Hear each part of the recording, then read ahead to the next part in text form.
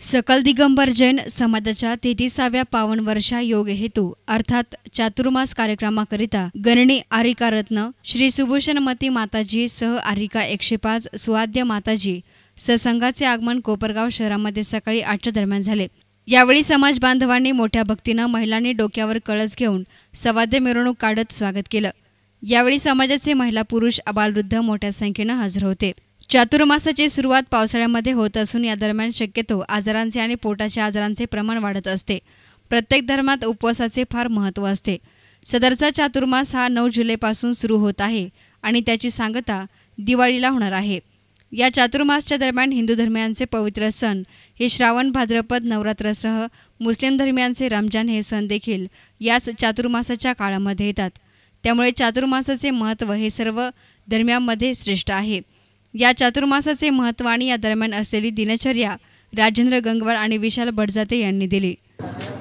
दिगंबर जैन समाजाचे प्रथमाचार्य चारित्र चक्रवर्ती शांतीसागरजी महाराज यांच्या संघातील षष्टम पट्टाचार्य अभिनंदन सागरजी महाराज यांच्या आणि त्याच संघाचे प्रमुख गुरु दयासागरजी महाराज यांच्याकडून दीक्षित झालेल्या आरिका रत्न श्री सुभूषणमती माताजी आणि संघ यांचं कोपरगाव शहरात आज चातुर्मासासाठी मंगलप्रवेश झालेला आहे। आपण सर्वजण जाणतो चातुर्मास हा सर्वच जणांच्या दृष्टिकोनातून अत्यंत महत्त्वपूर्ण असा काळ आहे। या काळात अनेक साधू संत अनेक प्रकारची त्यांची भक्ती आणि सेवा करीत असतात। त्याचप्रमाणे आमच्या जैन धर्माच्या या साध्वी मागील 33 वर्ष पासून जैन धर्माच्या धर्मोपदेशक म्हणून या काम करीत आहेत आणि या संयम पथावर या मोक्ष पथावर त्यांची अनविरत वाटचाल चालू आहे। या वर्षीचा त्यांचा हा 33वा वर्षायोग असून हा वर्षायोग साजरा करायचं भाग्य कोपरगाव येथील संपूर्ण जैन समाजाला मिळालेलं आहे। त्याबद्दल आम्हा सर्व जैन बंधू आणि भगिनींना मनापासून खूप खूप आनंद झालेला आहे।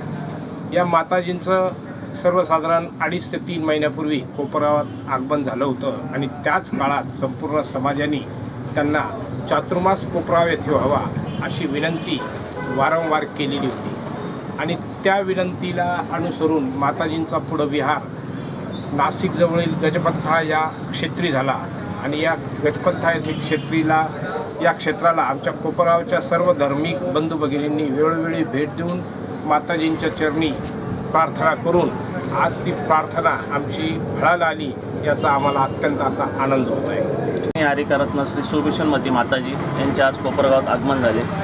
चातुर्मास 33व्या चातुर्मास निमित्त कोपरगाव येथे त्यांचे आज आगमन झाले।